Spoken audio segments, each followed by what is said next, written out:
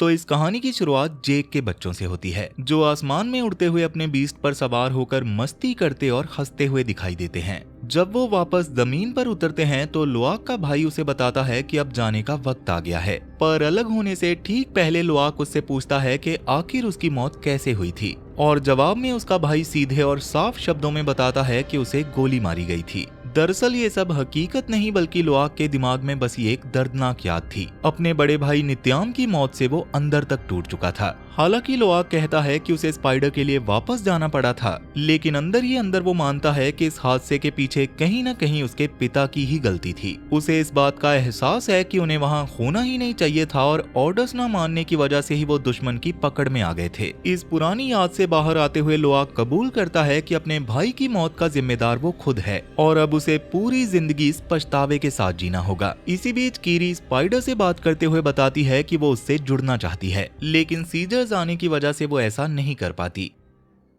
फिर नजारा बदलता है जहां नेतीरी अपने बेटे की जिंदगी के लिए गाना गा रही होती है, जबकि लुआक की आवाज नावी तौर तरीकों और उसके पिता के नियमों पर गौर करती है कि शांत रहो, कुछ मत बोलो और हमेशा आगे बढ़ते रहो। रीफ के लोगों का मानना था कि समंदर ही दिमाग को शांत और साफ करता है। इस दौरान जेक और उसके बेटे को रीफ पर एक तीर कमान मिलता है, लेकिन जेक उसे समझाता है कि वो इस बारे में अपनी माँ को कुछ ना बताए। हालांकि बाद में वो कबीले के सामने और भी हथियार जाहिर कर देते हैं, क्योंकि टेरा भी उनके साथ थी, इसलिए रेनॉल उसे डांट लगाती है कि वो मेटल के हथियारों के पीछे क्यों गई, जो कि मना है। वो चेतावनी देती है कि कभी कभी मामूली पत्थर भी समंदर की धड़कन को रोकने की ताकत रखते हैं। जेक कहता है कि उसका बेटा अब रीफ में आराम कर रहा है और वो खुशकिस्मत थे जो बच गए, भले ही अपनों को खोने का दर्द कभी कम नहीं होता। अंत में वहाँ एक मान्यता ये भी है कि जब आप किसी बीस्ट की सवारी करते हैं तो आप उसके साथ एक हो जाते हैं। पर इस सब के बावजूद जेक साफ शब्दों में टॉरक मक्तो की जिम्मेदारी दोबारा उठाने से इनकार कर देता है,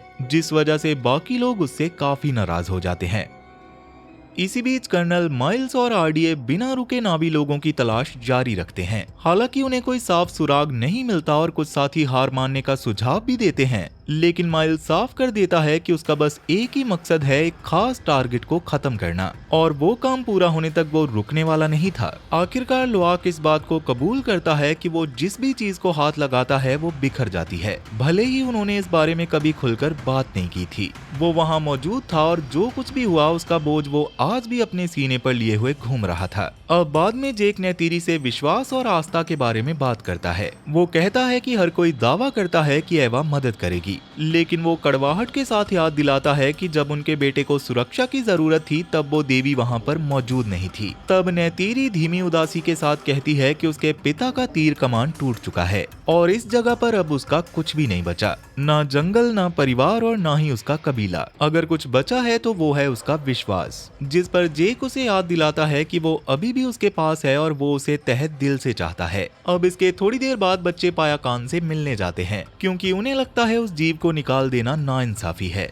भले ही हर कोई उसे कई मौतों का जिम्मेदार मानता है और वो वादा करते हैं कि वो हमेशा साथ रहेंगे। अब जब रात होती है तो स्पाइडर को अचानक सीजर आ जाता है, इसलिए अगले दिन वो उसे और भी ज्यादा सावधान रहने की चेतावनी देते हैं, जिसके कुछ देर बाद विंड वॉकर्स के आने का ऐलान होता है, जो अपने शानदार बीस्ट पर सवार होकर आते हैं। अब जब कीरी स्पाइडर के बालों में कंघी कर रही होती है तब जेक सुझाव देता है कि शायद स्पाइडर को उन लोगों के साथ चले जाना चाहिए, लेकिन कोई भी इस बात से सहमत नहीं होता और उसके बच्चे इस बात का विरोध करते हैं। उधर नेतीरी गुस्से में जल रही होती है और अपने बेटे की मौत का दुख दूसरों पर निकालने लगती है, जिसकी वजह से दूसरों के साथ, खासकर कीरी के साथ तनाव पैदा हो जाता है और एक गर्मा गर्म बहस के बाद सब लोग वहां से चले जाते हैं और जेक अपनी पत्नी के साथ अकेला रह जाता है और आखिर में वो स्पाइडर को कारावन के साथ भेजने का फैसला करते हैं। तब बच्चों की नाराजगी कम करने के लिए जेक सुझाव देता है कि पूरी फैमिली उसे अलविदा कहने साथ चलेगी। विंड वॉकर्स का लीडर उन्हें बताता है कि वहाँ सिर्फ स्पाइडर के लिए ही जगह है, लेकिन जेक उसे मना लेता है और वादा करता है कि वो असली सोल्जर्स की तरह उस कारावन की हिफाजत करेंगे। अब वो पूरा परिवार ट्रांसपोर्ट पर चढ़ता है और अपने जान पहचान वालों को अलविदा कहता है, जबकि वो बड़े गौर से ट्रांसपोर्ट के चलने के तरीके को देख रहे थे। बाद में लुआक, जो अभी भी दुख के बोझ तले दबा हुआ था, उसे ऐसा लगता है जैसे हवाओं में उसके भाई की आवाज गूंज रही हो। तभी उसके पिता ट्रांसमीटर ना यूज करने पर उसे बुरी तरह से फटकार लगाते हैं, ये कहते हुए कि वो इतना सा काम भी ठीक से नहीं कर सकता। उधर बेस पर कर्नल फैमिली की लोकेशन पता करने में कामयाब हो जाता है और ठीक उसी वक्त ऐश पीपल एक साबोटेज हमला करना शुरू कर देते हैं। जेक लोआक को हिदायत देता है कि वो अपनी बहन का ख्याल रखे, लेकिन मिशन के बीच वो ट्रांसमीटर भूल जाता है। जब वो उसे लेने की कोशिश करता है तो खुलासा होता है कि वो बुरी तरह से जल चुका था।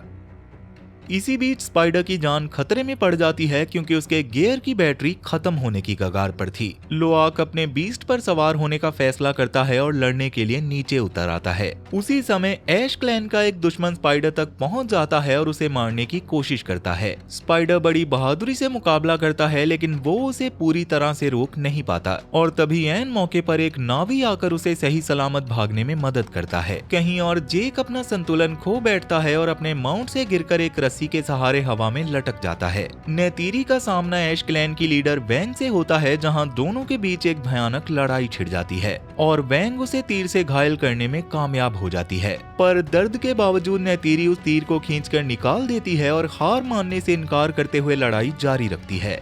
जब उसकी ताकत पूरी तरह से जवाब दे जाती है तो वो जंगल में गिर पड़ती है, लेकिन वहाँ की घनी वनस्पति उसकी जान बचा लेती है। वहीं कीरी और स्पाइडर अपने भाई बहनों को बचाने के लिए दौड़ते हैं। वो पहले छोटी टोके को सुरक्षित करते हैं और फिर स्पाइडर को संभालते हैं। जेक किसी तरह दूसरे जीप पर सवार तो हो जाता है, लेकिन कम्युनिकेशन टूटने की वजह से वो नेतीरी तक नहीं पहुँच पाता। इसी अफरा दफरी के बीच भाई बहन अपना कंट्रोल खो देते हैं और नीचे घने जंगल में गिर जाते हैं। क्योंकि स्पाइडर की एक्स्ट्रा बैटरी शिप पर रह गई थी, इसलिए वो वापस जाने की कोशिश करते हैं, लेकिन जब वो वेपन के स्कोप से देखते हैं तो ऐश क्लैन की लीडर को अपनी फैलाई हुई तबाही का जश्न मनाते हुए देखकर वो सहम जाते हैं। वहीं जब बारंग अपने चाकू से एक लाश की जांच करती है तो उसे वहां एक गोली मिलती है, एक ऐसी चीज जो उसने पहले कभी नहीं देखी थी। आखिरकार सली परिवार समंदर के रास्ते से भागने लगता है क्योंकि दुश्मनों ने उन्हें दूर से देख लिया था। इधर परेशानी में जेक अपने परिवार को ढूंढ रहा होता है, लेकिन उसे कोई जवाब नहीं मिलता जब तक कि नेतीरी का माउंट उसे ढूंढ नहीं लेता।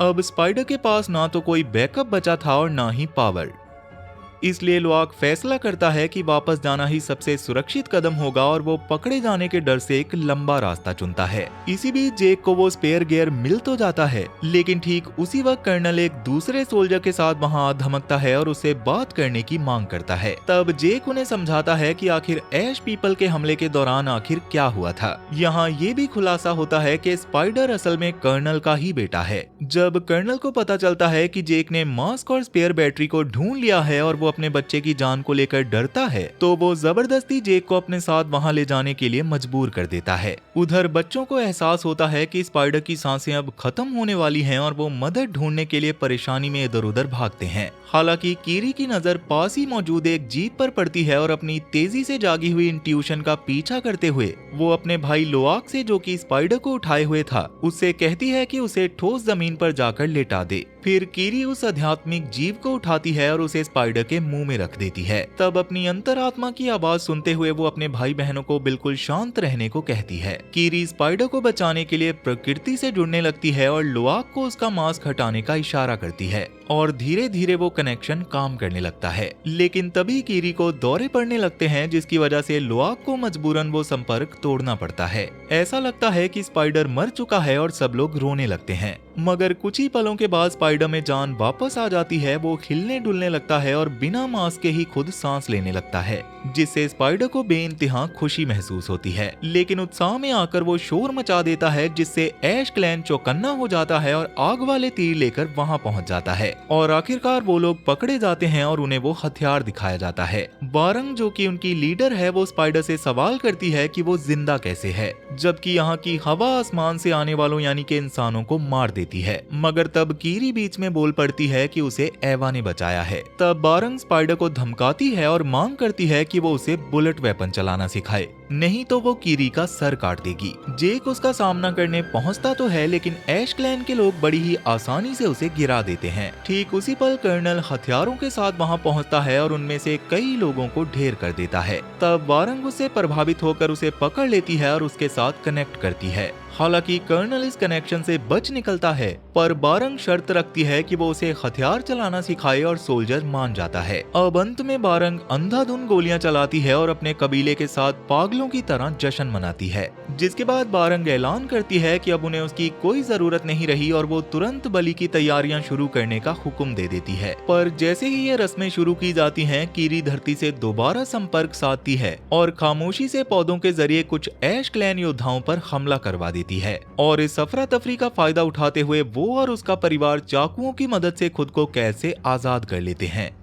ठीक उसी पल नेती अपने सहयोगी मातिकाना कबीले के साथ अपने बीस्ट पर सवार होकर वहां पहुंचती है, जिनके साथ रोनल भी थी, जो उसे सुरक्षित रखने की कोशिश कर रही थी। जब बारंग को एहसास होता है कि सली परिवार वहां से बच निकला है तो वो बलि की रस्म को रोक देती है। हालांकि वो उन्हें भागते हुए देख लेती है, लेकिन वो तुरंत उसका पीछा न करने का फैसला करती है, क्योंकि पानी के रास्ते भागने की वजह से उनका सुराग मिट चुका था। पर फिर भी वो चेतावनी देती है कि वो आसमान से उनका शिकार करना जारी रखेंगे। अब आखिरकार रोनल नेती को होश में लाने में कामयाब हो जाती है। उसकी चोट ज्यादा गहरी नहीं थी, क्योंकि वक्त रहते उसका इलाज कर दिया गया था। और जैसे ही उसे होश आता है, सबसे पहले वो अपने बच्चों के बारे में पूछती है। रोनल उसे आराम करने की सलाह देती है, लेकिन नेती को रोक पाना नामुमकिन था। वो पूरे इरादे के साथ अपने बीस्ट पर सवार होती है ताकि अपने परिवार को ढूंढ सके। इसी बीच बच्चे सही सलामत दूसरी ओर पहुंच जाते हैं और थोड़ा आराम करने की कोशिश करते हैं। तभी कर्नल जेक की ओर मुड़ता है और कहता है कि स्पाइडर एक अच्छा लड़का है और जेक ने उसकी परवरिश भी अच्छी की है,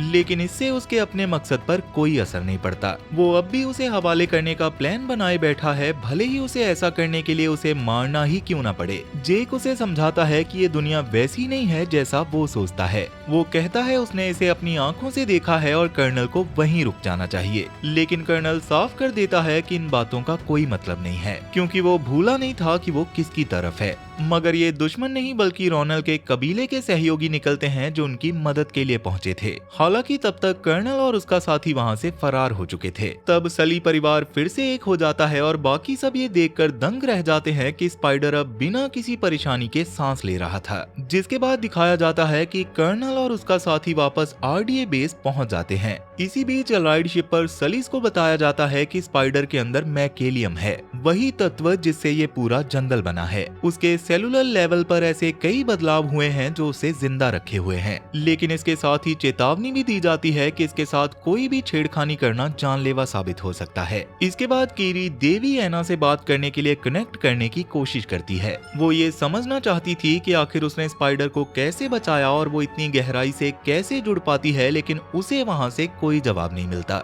जब वो उस कनेक्शन पर बहुत ज्यादा जोर डालती है तो उसका शरीर कांपने लगता है, मगर रोनल ऐन वक्त पर आकर उसे संभाल लेती है। अब इस सब के बाद कीरी अपनी माँ से मिलती है। नेतीरी कबूल करती है कि जब से कीरी पैदा हुई थी उन्हें पता था कि उस पर ग्रेट मदर का हाथ है। तब कीरी सच जानने की जिद करती है और आखिरकार नेतीरी खुलासा करती है कि उसका कोई पिता नहीं है। वो समझाती है कि उसकी माँ यानी ग्रेस के अवतार की जांच नॉर्म ने की थी और पाया था कि उसके जीन्स खुद अवतार के जीन्स जैसे ही हैं। उसका कोई बायोलॉजिकल फादर नहीं है और ये सब एवा की ही मर्जी थी। जब ग्रेस का शरीर ग्रेट मदर के सामने था तब एक बीज बोया गया था और उसी से कीरी का जन्म हुआ था। और तब रोनल कीरी से कहती है कि वो एवा की बेटी है, लेकिन जेक बीच में आकर उसे भरोसा दिलाता है कि चाहे जो भी हो जाए वो अब भी उसकी छोटी बच्ची है और वही एकमात्र पिता है जो उसके पास है और जिसकी उसे जरूरत है। पर फिर भी उन्हें ये समझ नहीं आता कि एवा उससे जुड़ क्यों नहीं पा रही और वो उसे दोबारा कोशिश ना करने की चेतावनी देते हैं, क्योंकि एक और कोशिश उसकी जान ले सकती थी। अब इसके बाद जेक कहता है कि अगर आरडीए स्पाइडर को पकड़ने में कामयाब हो गई तो समझो सब खत्म हो जाएगा। नेतीरी जो अभी भी दुख में डूबी हुई थी वो बहस करती है कि अगर स्पाइडर इतना बड़ा खतरा है तो उन्हें उसे मार देना चाहिए, पर जेक इसके लिए साफ इनकार कर देता है और फैसला करता है कि स्पाइडर की हिफाजत के लिए उसे वापस रीफ ले जाना ही सबसे सुरक्षित होगा। अब यहाँ से कहानी एक परेशान करने वाले मोड़ पर आती है, जहाँ साइंटिस्ट का एक ग्रुप नावी दुनिया के एक विशालकाय टॉल्कन को एक्सपेरिमेंट्स के लिए पकड़ लेता है। इसी बीच रोनल नेतीरी से बहस करने लगती है। उसे विश्वास नहीं हो रहा था कि आखिर उसकी बेटी ने स्पाइडर को सांस लेने लायक कैसे बना दिया। नेतीरी जो पहले से ही काफी हिली हुई थी उसे चेताती है कि वो इस बारे में कोई भी टिप्पणी ना करे, वरना गुस्से में वो भूल जाएगी कि रोनल प्रेग्नेंट है, और इस तरह से वो अपना गुस्सा और दर्द साफ जाहिर कर देती है। खैर तब थोड़ी देर बाद ट्राइबल काउंसिल के साथ जमावड़ा करती है और ऐलान करती है कि उस निकाले गए टॉल्कन ने डीमन शिप पर हमला किया था। उनका दावा था कि ये एग्जाइल सिर्फ और सिर्फ मौत का कारण बनेगा, इसलिए वो उन पानियों में नहीं रह सकता और उसका निष्कासन हमेशा के लिए तय है, और यही उनका अंतिम फैसला था। पायाकान गहरे दुख के साथ वहाँ से हट जाता है, ये मानते हुए कि अब वो लोग उनका गाना कभी नहीं सुन पाएंगे। तब लुआक आगे बढ़कर कहता है कि ये फैसला नाइंसाफी है, क्योंकि पायाकान ने उनके साथ मिलकर लड़ाई की थी और यहाँ तक कि श्रेया की जान भी बचाई थी। वो चेतावनी देता है कि टल्कन्स का शिकार किया जा रहा है और वो मर रहे हैं, लेकिन कोई उसकी एक नहीं सुनता। तब जेक लुआक को बात करने के लिए अलग ले जाता है, लेकिन ये बातचीत जल्दी ही तनावपूर्ण हो जाती है। जेक अपना आपा खो बैठता है और उसे बताता है कि वो निकाला गया टॉल्कन ही उसे ढूंढने आया था और अब हालात इसीलिए बेकाबू हैं क्योंकि वो जंग के मैदान में है। फिर गुस्से में भरकर वो लुआक को याद दिलाता है कि अगर उसने ऑर्डर्स की अनदेखी ना की होती तो आज उसका भाई जिंदा होता, और इस बात से गहरी चोट खाकर लुआक वहाँ से निकल जाता है। अब जब जेक वापस लौटता है तो नेती उससे सवाल करती है कि वो अपने बेटे के पीछे क्यों नहीं गया, और चेतावनी देती है कि वो अपना एक और बच्चा नहीं खो सकते। तब उनकी बहस तेजी से बढ़ जाती है और नेती कबूल करती है कि वो स्पाइडर से नफरत करती है। अगर वो ना होता तो उनका बेटा जिंदा होता और वो इंसानों से भी नफरत करती है। तब जेक दिल पर चोट खाए हुए जवाब देता है कि फिर तो वो उससे भी नफरत करती होगी, उसकी जिंदगी और यहाँ तक कि उनके अपने बच्चे भी, क्योंकि अंदर ही अंदर वो भी इंसान ही हैं। नेतीरी मानती है कि ये सच है, लेकिन आखिर में वो दोनों एक दूसरे से माफी मांगते हैं, ये जानते हुए कि उन्हें एकजुट रहना होगा। वहीं लुआक वहाँ से दूर जाकर हथियार उठा लेता है, ये याद करते हुए कि कैसे सबने उसे बताया था कि जब लोहा उनकी खाल को छूता है तो वो मर जाते हैं। तभी कीरी और श्रेया वहाँ पहुँचती हैं और उसे समझाती हैं कि उसे इसी दुनिया में रहना है, वो अकेला नहीं है और उन्हें हर हाल में साथ रहना होगा। अब इसके बाद कीरी स्पाइडर को समुद्री जीव से जोड़ती है। इसी बीच स्पाइडर की तलाश में कर्नल एक दूसरे कबीले के साथ वहां पहुंचता है, लेकिन उसे कोई जवाब नहीं देता। इसी वजह से वो ऐश पीपल की लीडर से मिलने का फैसला करता है। वो बताता है कि वो उसकी सहायक वेरांग के लिए एक हथियार तोहफे में लाया है और वादा करता है कि ऐसे और भी बहुत होंगे। पर जब वो बात करने की कोशिश करते हैं तो वेरांग हमला करने का संकेत देती है, लेकिन कर्नल के साथ आया हुआ सिपाही उसके ही एक आदमी को गोली मार देता है। बारंग फिर उसे अंदर ले जाती है और बताती है कि उसके पास कोई है जो उस आदमी को ढूंढने में उसकी मदद कर सकता है जिसे वो ढूंढ रहा है। वो उसे जबरदस्ती एक सफेद पाउडर सूंघने पर मजबूर करती है। तब जैसे ही कर्नल की नजर धुंधली होती है तो वो समझाती है कि वो आग पर हुकूमत करती है, क्योंकि जब वो बच्ची थी तब उसके लोगों पर हमला हुआ था। वो कहती है कि उसका कबीला मौत के आगे घुटने नहीं टेकता और उन्होंने एवा से मुंह मोड़ लिया है, जिसे वो कमजोर बच्चों की एक कमजोर माँ मानती है। वो कहती है वो लोग कमजोरी की आड़ में नहीं छुपते और अब से उसकी जुबान से सिर्फ सच ही निकलेगा। वारंग उसे खौफनाक चेतावनी देती है कि वो उसका दिल खा जाएगी, लेकिन उससे पहले उसे उसके सवालों के जवाब देने होंगे। तब कर्नल कबूल करता है कि वो उसे ढूंढते हुए यहाँ आया है क्योंकि उसे वेरांग की जरूरत है। हालांकि वारंग साफ कह देती है कि उसे कर्नल की कोई जरूरत नहीं, पर फिर भी वो इशारा देती है कि शायद वो उसे अपने शौक के लिए गुलाम बनाकर रख सके, जिस पर कर्नल कहता है कि सुनने में तो ये काफी मजेदार है, लेकिन ये वो चीज नहीं है जिसकी उसे तलाश है। वो कहता है कि आज तक उसे कोई भी अपने बराबर का नहीं मिला और अगर वो अपनी आग पूरी दुनिया में फैलाना चाहती है तो वो उसे हर तरह के हथियार देगा। वो वादा करता है कि जहाँ तक उसकी उड़ान पहुँचेगी वहाँ के सारे कबीले उसके आगे झुकेंगे, और अगर वो एवा को चुनौती देना चाहती है तो इस काम के लिए वही सही आदमी है।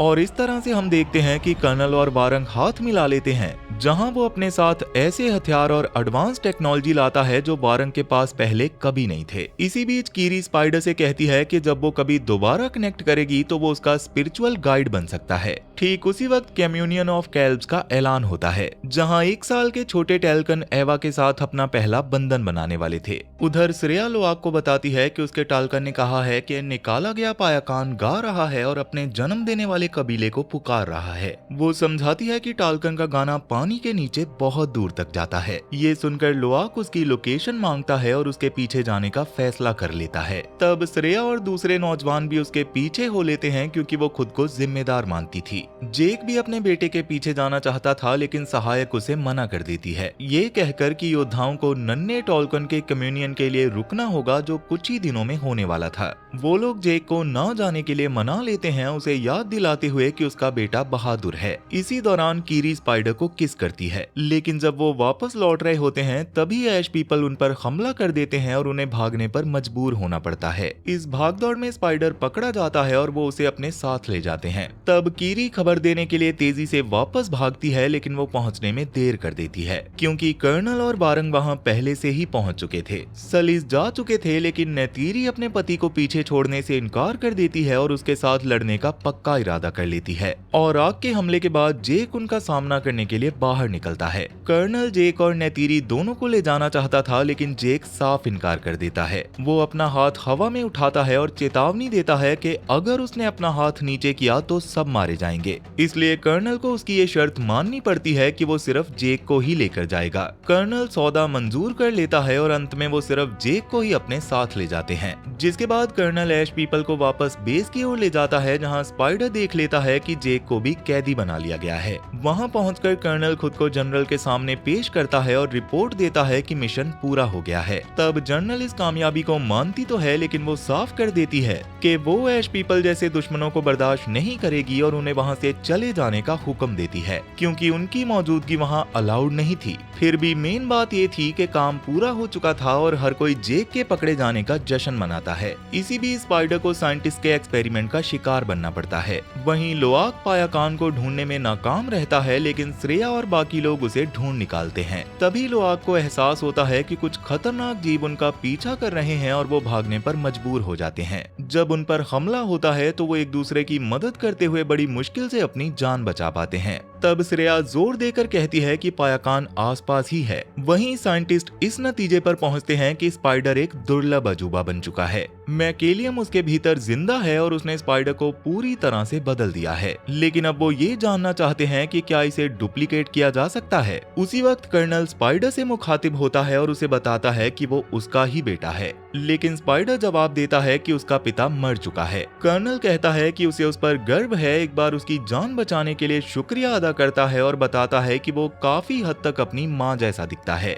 वो समझाता है कि वो बस इतना चाहता है कि स्पाइडर ये जाने कि अगर कभी जरूरत पड़ी तो उसका सपोर्ट हमेशा उसके साथ रहेगा। और जाने से पहले वो उसे अपना मेडल देता है जिस पर उसका नाम खुदा हुआ था। इधर नौजवान आखिरकार पायाकान तक पहुंच जाते हैं। वो उन्हें चेताता है कि कुछ गड़बड़ है। उसे अपना जन्म देने वाला कबीला तो मिल गया, लेकिन वहां सिर्फ एक सर्वाइवर बची है और वो अपना परिचय तनक के रूप में देती है। वो जख्मों से भरी हुई थी, उसके शरीर में हरपोंस धसे हुए थे और वो पूरी तरह से अंधी हो चुकी थी। और वो खुलासा करती है कि ये सब आसमान वाले लोगों का किया धरा है।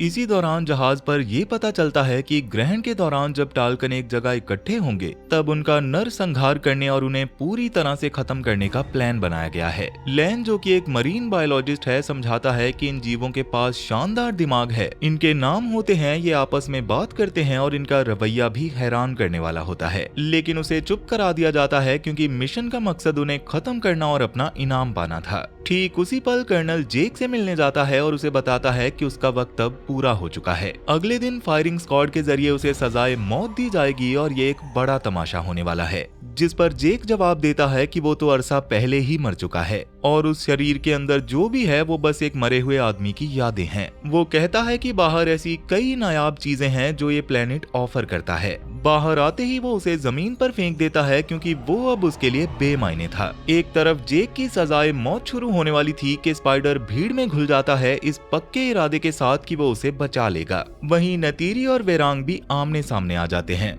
जैसे ही कर्नल हट से बाहर निकलता है और उसे जेक की लोकेशन मिलती है तो एक छोटी सी गलती की वजह से वारंग पलटकर नतीरी पर हमला बोल देती है। इसी दौरान लैन, जो कि बायोलॉजिस्ट है, वो भी चुपके से जेक को बचाने अंदर आ जाता है क्योंकि वो जानता था कि टाल्कन्स पर आने वाले खतरे को सिर्फ वही रोक सकता है। अब जैसे ही नती जेक के दिए हुए एक्सप्लोसिव तीरों से बेस को उड़ाना शुरू करती है, बायोलॉजिस्ट एक मशीन का इस्तेमाल करके जेक को आजाद करता है और उसे छुपा देता है ताकि उसे चोट ना आए। जिसके बाद वो दोनों मिलकर नेती को ढूंढने निकलते हैं और रास्ते में बायोलॉजिस्ट खुलासा करता है कि दुश्मन ग्रहण के दौरान होने वाले कम्युनियन ऑफ क्लेब्स पर हमला करने का प्लान बना रहे हैं। जब बायोलॉजिस्ट मदद जारी रखने की कोशिश करता है तो वो पीछे रह जाता है और जेक उसे भागने और अपनी जान बचाने को कहता है। ठीक उसी वक्त जब वो जेक को गोली मारने ही वाले होते हैं, स्पाइडर बीच में आकर जेक के आगे ढाल बनकर खड़ा हो जाता है। वो जानता था कि वो गोली नहीं चलाएंगे क्योंकि वही वो चाबी है जिसके जरिए इंसान बिना मास्क आसपास के वहाँ सांस ले सकते हैं। तभी नेती एक शिप को गिराते हुए वहाँ पहुँचती है और जेक को बचा लेती है। वहाँ जेक अपनी पत्नी को बताता है कि अगर टल्कन्स का ऐसे ही शिकार किया गया तो वो पूरी तरह से खत्म हो जाएंगे और वो ऐसा नहीं होने देगा। उसे लगता है इसे रोकने का एक ही रास्ता है और वो है स्पाइडर की मौत, क्योंकि अगर आरडीए ने उस पर स्टडी कर ली और उसकी सांस लेने की काबिलियत को रेप्लिकेट कर लिया तो उन्हें कोई नहीं रोक पाएगा और वो धरती की तरह यहाँ पर भी सब कुछ तबाह कर देंगे। पर नेती इस बात से साफ इनकार कर देती है, ये याद दिलाते हुए कि स्पाइडर ने उसकी जान बचाई थी। लेकिन जेक जिद पर अड़ा रहता है कि यही एकमात्र रास्ता बचा है। तब वो स्पाइडर को बुलाता है और उसे जंगल में ले जाता है। जेक स्पाइडर को घुटनों पर बैठने पर मजबूर करता है और ग्रेट मदर से प्रार्थना करता है कि वो उसके हाथों को सही राह दिखाएं ताकि पूर्वज उसे स्वीकार कर लें। तब स्पाइडर पूछता है कि क्या जेक अब भी उससे प्यार करता है, तो जेक जवाब देता है कि वो उसे तहे दिल से चाहता है। अब जैसे ही वो ट्रिगर दबाने वाला होता है, आखिरी पल में वो बंदूक का रुख मोड़ देता है। तभी नेती वहाँ पहुँचती है और वो तीनों गले मिलते हैं, ये वादा करते हुए कि चाहे जो भी हो जाए वो सब कुछ ठीक करने का कोई ना कोई रास्ता निकाल ही लेंगे। अब इसके बाद जेक सबसे ऊंची चोटी पर चढ़ता है ताकि अपने पुराने दोस्त टोरो को फिर से अपना सके और उसके साथ जुड़ सके। वो जानता था कि माजी में वो दोनों साथ मिलकर कितने ताकतवर थे और जब भी वो दोनों उड़ते थे वहाँ हमेशा खून बहता था। अब जब वो कबीले के सामने प्रकट होता है तो हर कोई उसके सामने घुटने टेक देता है और जेक उन्हें आदेश देता है कि वो आसपास के सभी कबीलों में जाएं और उन्हें बताएं कि टोरक मक्तो उन्हें बुला रहा है क्योंकि वो दिन आ चुका है। और इस तरह सभी कबीलों तक ये पैगाम पहुंचाया जाता है। टोरक मक्तो सबको इकट्ठा करता है और अपने भाषण में कहता है कि जब बहुत सारे तीर एक साथ बंधे होते हैं तो उन्हें तोड़ना नामुमकिन होता है और दुश्मन उन सबको तोड़ नहीं पाएंगे। पर फिर भी जेक जानता था कि सिर्फ इतना ही काफी नहीं होगा और उन्हें और भी सहयोगियों की जरूरत होगी। इसलिए वो विशालकाय जीवों यानी कि एल्डर टेल्कन से मदद मांगते हैं। तब वो जीव जवाब देते हैं कि वो टोरक मक्तो की इज्जत करते हैं, लेकिन उनका मानना है कि हिंसा और हत्या सही रास्ता नहीं है क्योंकि ये उनकी परंपराओं के खिलाफ है। तब जेक चेतावनी देता है कि आसमान से आने वाले लोग तब तक नहीं रुकेंगे जब तक कि वो आखिरी टल्कन का शिकार नहीं कर लेते। ठीक उसी वक्त लुआक वहां पहुंचता है और बोलने की कोशिश करता है, लेकिन रोनल का साथी उसे रोकता है, ये कहते हुए कि उसका टल्कन निकाला हुआ है और उसे वहां नहीं होना चाहिए। जिस पर लुआक जवाब देता है कि अगर ऐसा है तो फिर उसे भी निकाल दिया जाए। तभी रोनल के बच्चे खड़े हो जाते हैं और कहते हैं कि अगर लुआक को बोलने की इजाजत नहीं दी गई तो उन्हें भी निकाल दिया जाए क्योंकि वो टसहाइक के बच्चे हैं। और मैट्रियार्चिस उनकी बात सुनने के लिए राजी हो जाती है। लुआक समझाता है कि उसका टाल्कन भाई अपने जन्म देने वाले कबीले के पास वापस गया था, लेकिन वहाँ सिर्फ एक ही सर्वाइवर बची थी जो बुरी तरह से जख्मी थी। वो खुलासा करता है कि आरडीए सभी टाल्कन्स का शिकार कर रही है। तब वो जख्मी टाल्कन आगे आती है और कहती है कि वो अपने भाइयों के लिए बोल रही है, उस संगीत के लिए जिसे आसमान वालों ने खत्म कर दिया और उन लोगों के लिए जो अब इस दुनिया में नहीं रहे। वो बताती है कि वो अपने कबीले की आखिरी सदस्य है, उस नरसंहार की अंधी गवाह है। वो कहती है कि पायाकान ही है जो सही रास्ता दिखा रहा है और इसके लिए उन्हें लड़ना ही होगा। और ये सुनकर मैट्रियार्चिस वहाँ से हट जाती है और कहती है कि वो इस बारे में जरूर सोचेगी।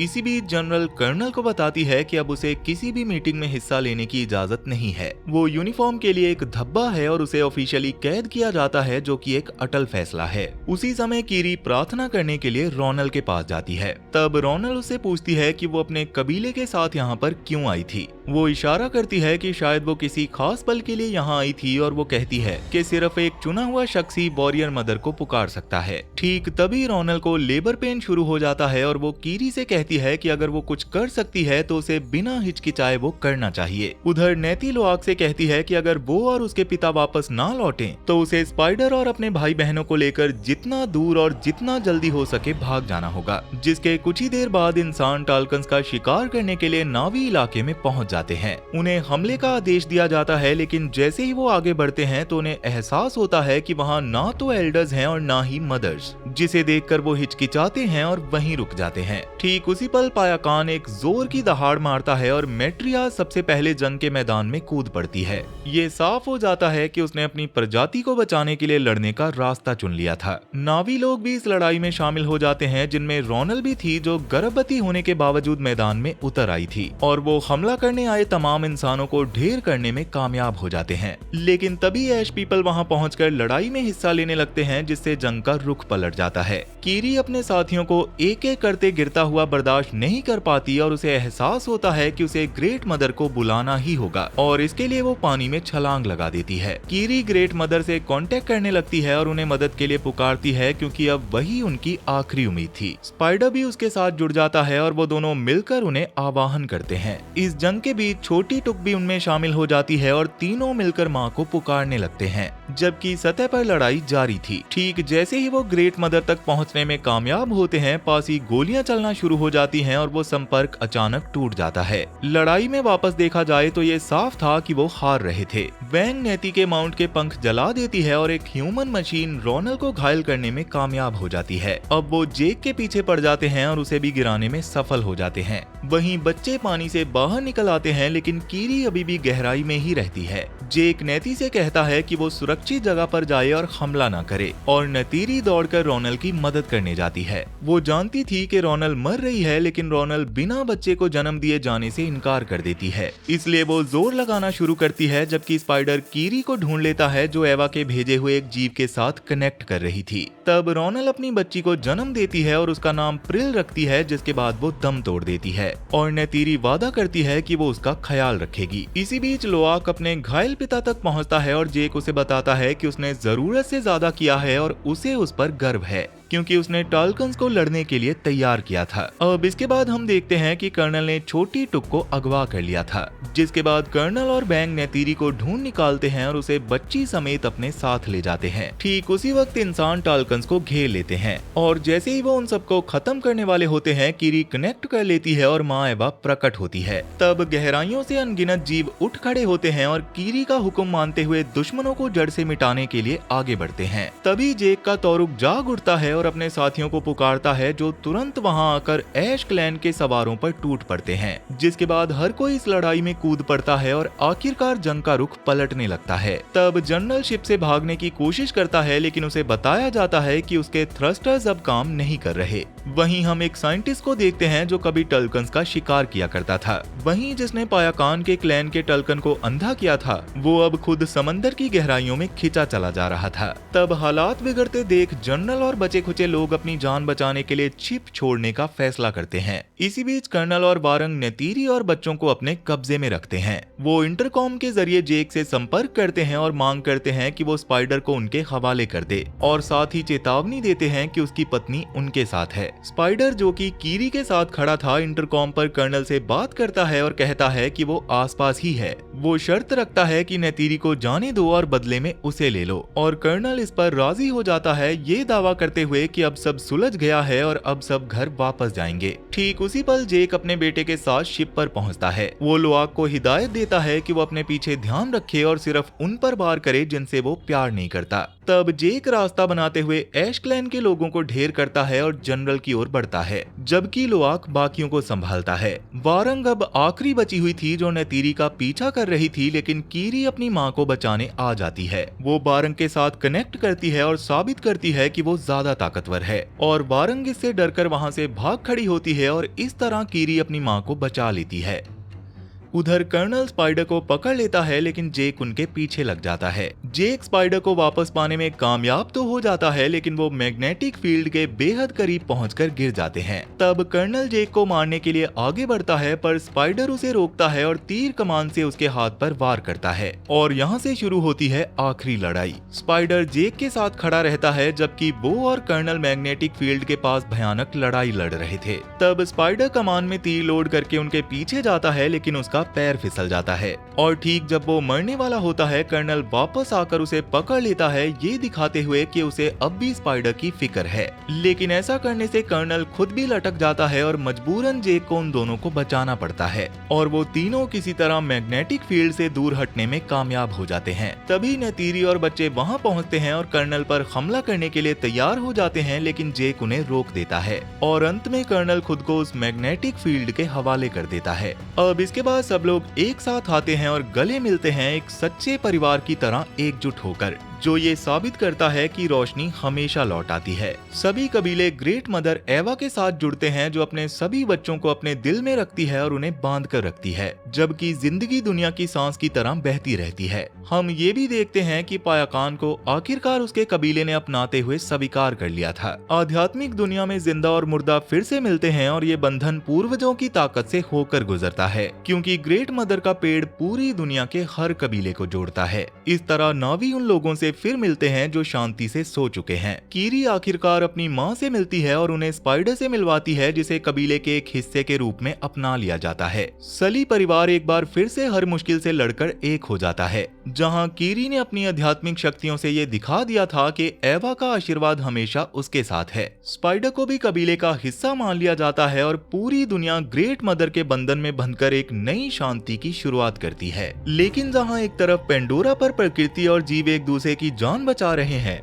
वहीं एक दुनिया ऐसी भी है जहां इंसानी लालच ने कुदरत के सबसे अनमोल चमत्कार को मौत के घाट उतार दिया है। तो क्या हो अगर एक बेटी अपने पिता के गुनाहों का बोझ उठाए एक ऐसी तबाही की ओर बढ़ जाए जिसका कोई अंत नहीं है। ऐसे ही एलियट, जो कि एक लॉयर है, अपनी बेटी रेडली के साथ अपने बॉस के घर जा रहा है। एलियट की आंखों में सिर्फ पैसा और प्रमोशन है, लेकिन उनकी जिंदगी तब पलट जाती है जब उनकी कार से एक ऐसे जीव का एक्सीडेंट होता है जो सिर्फ कहानियों में मिलता है, यानी कि एक यूनिकॉर्न। पर असली डर तब शुरू होता है जब एलियट उस मासूम जीव को बचाने की बजाय उस पर बेरहमी से हमला कर देता है, जिसके बाद शुरू होता है मौत और बदले का एक ऐसा खेल जिसे देखकर आपकी रूह कांप जाएगी। और ये नहीं देखा तो समझो कुछ नहीं देखा। तो क्या एलियट और रेडली इस गुस्से भरे यूनिकॉर्न के कहर से बच पाएंगे? ये जानने के लिए स्क्रीन पर दिख रही राइट वाली वीडियो पर क्लिक करें और देखें ये इंटरेस्टिंग कहानी। और अगर कुछ और देखना है तो लेफ्ट वाली वीडियो पर क्लिक कर लो। तब तक मैं चला आपके लिए ऐसी ही एक और वीडियो बनाने। सो बाय बाय।